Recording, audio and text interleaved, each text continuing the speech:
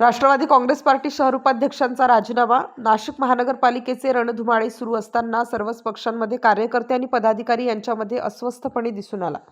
गेल्या 15 ते 20 वर्षांपासून प्रभाग क्रमांक 23 येथील राष्ट्रवादी पक्षाशी एकनिष्ठ असलेले जाहीर शेख यांचा नाशिक महानगरपालिकेच्या निवडणुकीमध्ये एबी फॉर्म न मिळाल्याने त्यांनी त्यांच्या निवासस्थानी येथे पत्रकार परिषद घेऊन आपली नाराजी व्यक्त केली.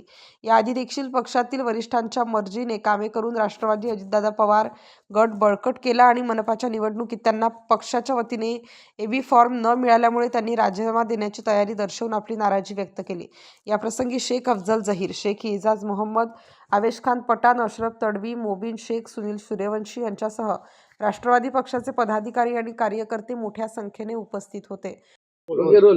माझं नाव जहीर शेख आहे. मी गेले राष्ट्रवादीमध्ये 15 ते 20 वर्षापासून एकनिष्ठ काम करत आलो. मला पक्षाने यावेळेस उमेदवारी द्यायचं निश्चित केलं होतं, परंतु माझं तिकीट कापण्यात आलं.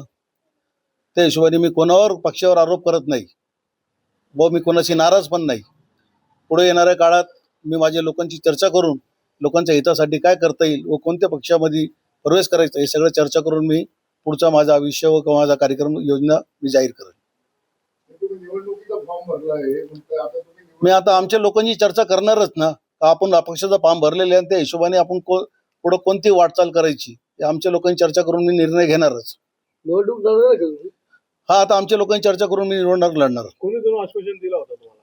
मला पक्षाने आश्वासन दिलं होतं. कोणी होतं? आता पक्षामध्ये सगळे वरिष्ठ नेते होते. मी कोणावर पक्षामध्ये ब्लेम करणार नाही. पक्षाचा निर्णय. स्टार न्यूजसाठी मोहसिन पठाण, नाशिक.